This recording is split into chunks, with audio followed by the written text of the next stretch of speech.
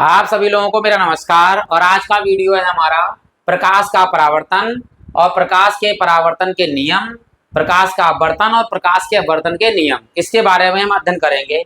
और फिर हम आपको बताएंगे प्रकाश के अपवर्तन में सघन माध्यम कौन सा होता है और विरल माध्यम कौन सा होता है। चलिए शुरू करते हैं अपनी क्लास। प्रकाश का परावर्तन, इसमें चित्र बनाते हैं पहले हम।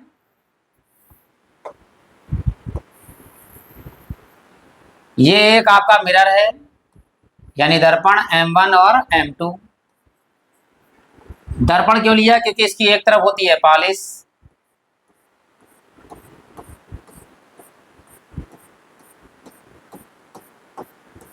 और ये जो पॉलिश होती है ये होती है लेड ऑक्साइड की। जो पॉलिश ये होती है लेड ऑक्साइड की, लेड ऑक्साइड ऑक्साइड। और ये जो हिस्सा ऊपर वाला जो होता है ये होता है परावर्तक तल, परावर्तक तल, क्योंकि इस पर ही परावर्तन होता है। ठीक है।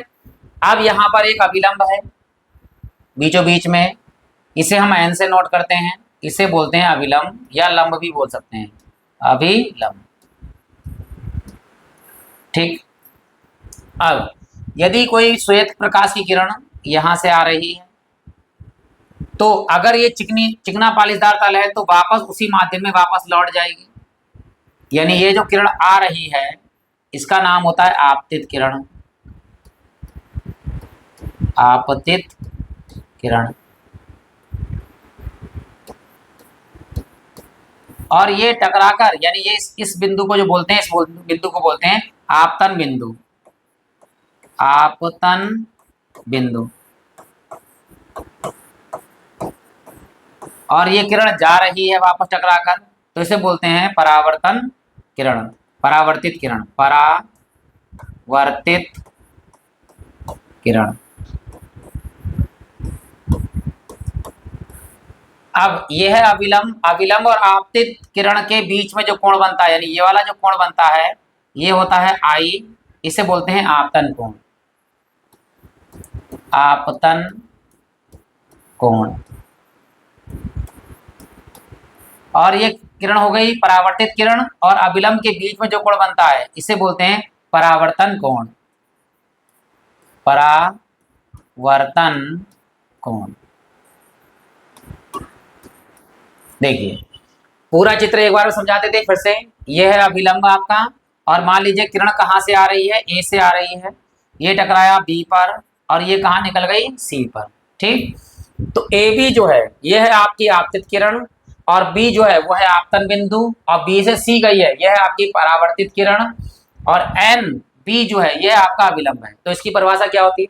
जब कोई प्रकाश किरण चिकने या पालीदार तल से टकराकर पुनः उसी माध्यम में अधिकांश प्रकाश वापस लौट जाता है। अधिकांश इसलिए कि परावर्तक तल है किसका, कांच का चिकना पालीदार तल है, तो अधिकांश भाग जो है परावर्तित बनी उसी माध्यम में वापस लौट जाएगा। अगर इसके अलावा खुरखुरा कांच है या कोई और है तो उसमें अलग अलग प्रकार से होता है, लेकिन हमें केवल पढ़ना है जो है चिकना पालीदार तल। तो यहाँ पे इसकी परिभाषा जो आएगी, जब कोई प्रकाश किरण, जब कोई श्वेत भी बोल सकते हो, श्वेत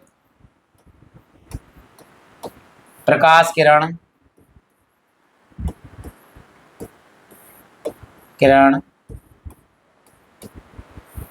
चिकने या पालिशदार तल से, चिकने या पालिशदार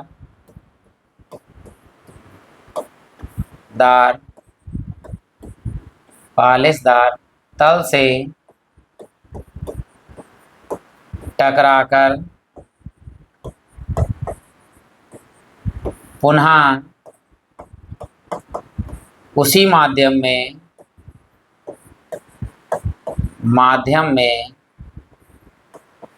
वापस लौट जाती है, वापस लौट जाती है,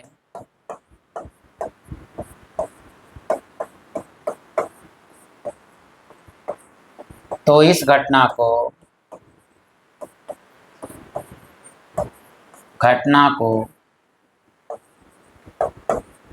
प्रकाश का परावर्तन, प्रकाश का परावर्तन कहते हैं।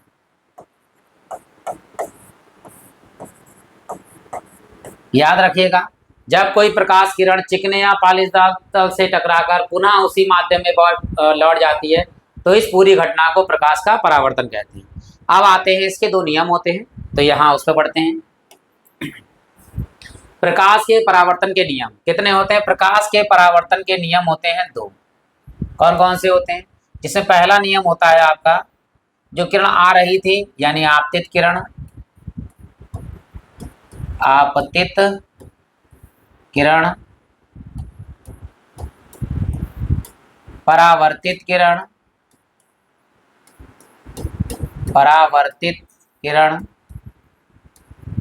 तथा आपतन बिंदु पर, आपतन बिंदु कौन सा था? बी वाला था। आपतन बिंदु पर खींचा गया अभिलंब एक ही तल पर स्थित होते हैं, या एक ही तल पर स्थित होते हैं, स्थित होते हैं। ये तो पहला नियम हो गया हमारा, ठीक है। अब दूसरा नियम होता है कि आपतन कोण, आपतन कोण आई सदैव परावर्तन कोण आर के बराबर होता है, आर के बराबर होता है। यानी जो कोण आई है ये सदैव जो है वो कोण आर के बराबर होता है। ये जो है परावर्तन के दोनों नियम हो गए, तो याद रखना, बहुत अच्छे से इसको नोट कर लीजिए या स्क्रीनशॉट ले लीजिए आप। अब बढ़ते हैं हम प्रकाश के अपवर्तन की ओर। तो प्रकाश के अपवर्तन में यहाँ तो केवल एक ही माध्यम था, लेकिन वहां हो जाते हैं दो माध्यम। कौन सा विरल होता है, कौन सा सघन होता है, चलिए बताते हैं आपके लिए। नहीं, अब आ रहे हैं प्रकाश का अपवर्तन। प्रकाश के अपवर्तन के लिए माध्यम होते हैं दो, तो मैं बता रहा हूं आपके लिए दो माध्यम कौन कौन से होंगे। दो माध्यम होते हैं, एक विरल माध्यम और दूसरा होता है सघन माध्यम, सघन माध्यम। अब विरल कौन होता है, सघन कौन होता है? इन दोनों में जिस माध्यम में प्रकाश की चाल ज्यादा होती है वो विरल माध्यम कहलाता है, जिसमें प्रकाश की चाल कम होती है वो आपका सघन माध्यम कहलाता है। तो मोस्टली जो है हम निर्वात या वायु ये ले लेते हैं, किसके लिए? विरल माध्यम के लिए, क्योंकि प्रकाश की चाल निर्वात में सबसे अधिक होती है 3 × 10⁸ मीटर प्रति सेकंड, ठीक है। इतनी ही वायु में मान ली जाती है, लेकिन थोड़ी सी 19-20 होती है। और सघन माध्यम जो है यहां मान लेते हैं इसके सापेक्ष कांच या जल, इन दोनों में प्रकाश की चाल वायु की अपेक्षा जो है वो कम होती है, ठीक है। तो याद रखना कि विरल माध्यम कौन सा होता है? जिस माध्यम में प्रकाश की चाल ज्यादा होती है उसे विरल माध्यम कहते हैं, जिसमें प्रकाश की चाल कम होती है उसे हम सघन माध्यम कहते हैं। तो विरल माध्यम वायु से व्यास से याद रखिएगा वायु, और सघन माध्यम कांच या जल। वायु के सापेक्ष जल या वायु के सापेक्ष कांच जो है सघन माध्यम है, और वायु जो है वो आपका विरल माध्यम है। अब बढ़ते हैं इसकी चित्र की ओर, कैसे होता है ये देखिए। इसकी परिभाषा होती है, जब कोई प्रकाश किरण या श्वेत प्रकाश कह सकते हैं, जब कोई प्रकाश किरण एक माध्यम से दूसरे माध्यम में जाती है, दूसरे माध्यम में जाती है तो वह अपने मार्ग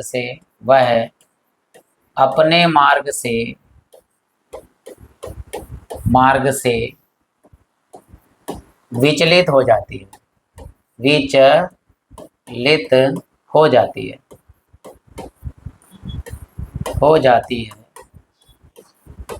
तो इस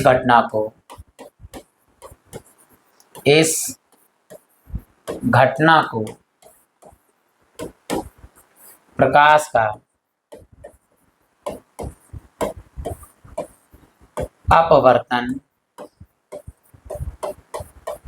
अपवर्तन कहते हैं। यानी अपने मार्ग से विचलित हो जाएगी। जैसे मान लीजिए ये एक परावर्तक तल है या वर्तक तल कहेंगे इसे हम, और ये अभिलंब है हमारा, इधर भी ये अभिलंब हो गया, इधर भी। अभी हमने सघन माध्यम विरल माध्यम नहीं बताया है। अब मान लीजिए प्रकाश की किरण आ रही है सीधी, या मान लीजिए यहाँ आ रही है प्रकाश की किरण बिल्कुल सीधी। अब जाना तो इसे कैसे चाहिए था, जाना तो इसे चाहिए था इस तरह से सीधा सीधा, ठीक, इसे जाना चाहिए था सीधा इस तरह से। लेकिन क्या होगा, या तो ये अभिलंब की ओर झुक जाएगी, यानी ये अभिलंब इसकी ओर झुक जाएगी, या ये अभिलंब से दूर भाग जाएगी। तो इस पूरी घटना को प्रकाश का जो है अपवर्तन कहते हैं। लेकिन हम बताते हैं कि विरल माध्यम सघन माध्यम में जाती है या सघन माध्यम से विरल माध्यम में जाती है तो क्या होता है। दोनों घटनाएं एक साथ बताते हैं हम आपके लिए, चित्र बनाते हैं दोनों, ठीक।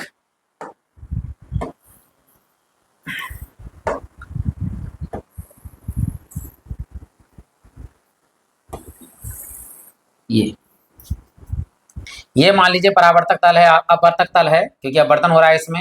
ये M1 और M2 ले लिया यहाँ पर, और इधर हमने N1 और N2 ले लिया, और बीच में इसके होगा अभिलंब। ये इसे हम N से नोट करते हैं, इसे हम अभिलंब बोलते हैं, नॉर्मल अभिलंब, ठीक। यहाँ पर भी खींच देते हैं एक, ये भी हमारा इसे N से अभिलंब,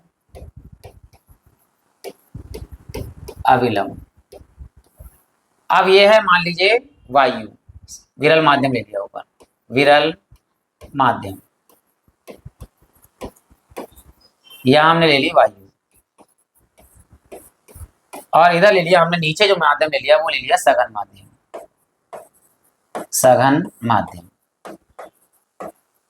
हम जल भी ले सकते हैं या कांच, दोनों में से कुछ भी ले लिया, जल या कांच, ठीक। इधर उल्टा करा हमने, ऊपर ले लिया यहाँ सघन माध्यम,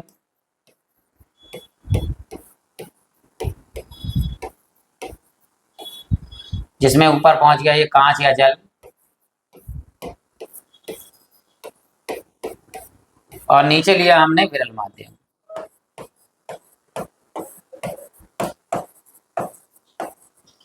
यहां हुआ है वायु, ठीक। अब ध्यान दीजिएगा, विरल माध्यम है वायु, वायु यानी आजादी, बिल्कुल फ्री में घूम रहे हैं आप, ठीक है। तो फैले हुए हैं, और लेकिन जब आपको कहाँ डाला जाए, सघन माध्यम यानी थोड़ी जगह में डाला जाए, तो क्या होंगे आप, सिकुड़ेंगे या फैलेंगे। तो हम सिकुड़ेंगे, सिकुड़े का मतलब है कि किरण जो है वो कहाँ आएगी, अभिलंब की ओर जाएगी। तो याद रखना क्या, कि जब कोई प्रकाश किरण विरल माध्यम से सघन माध्यम में जाती है, विरल माध्यम से सघन माध्यम में जाती है, तो सॉरी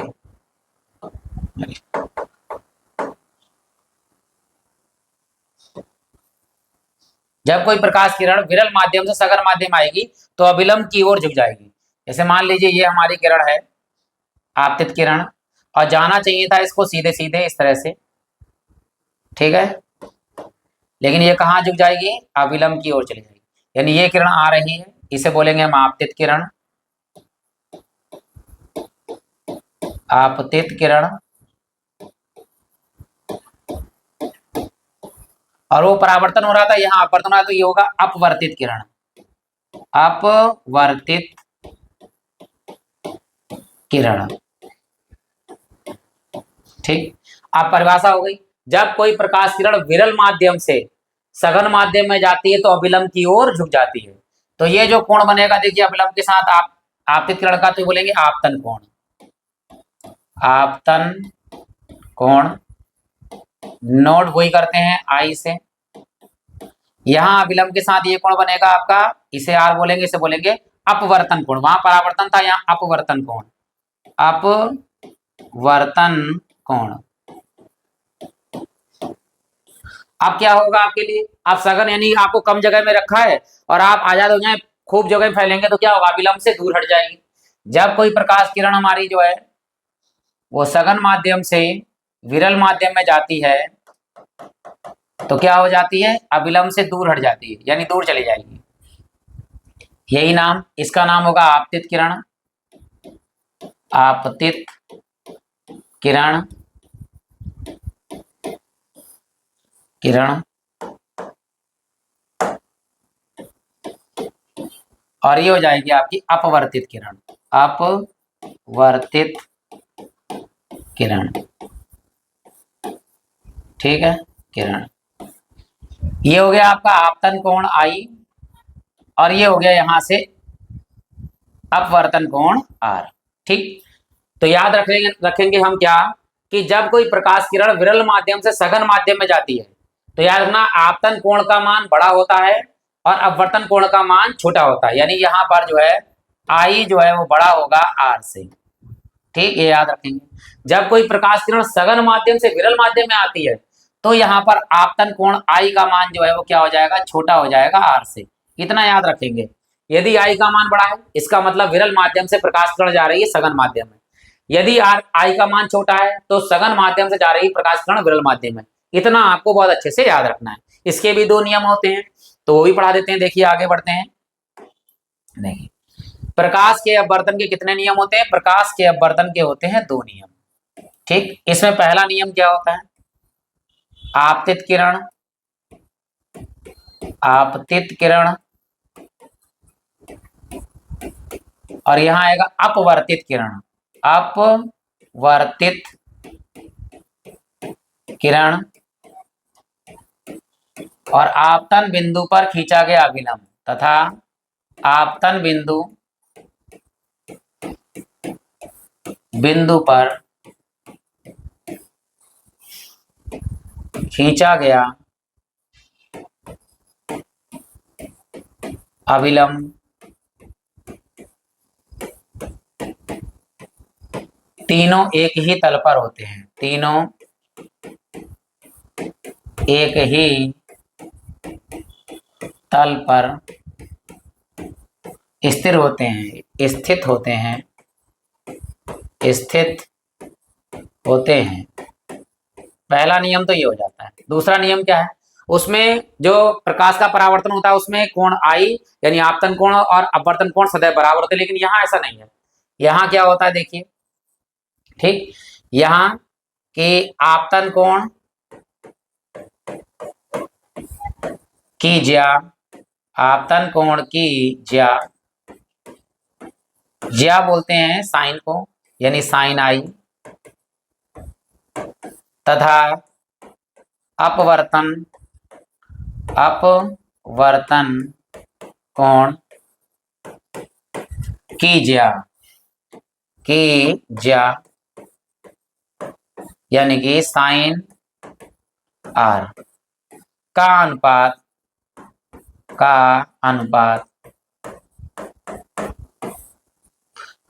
एक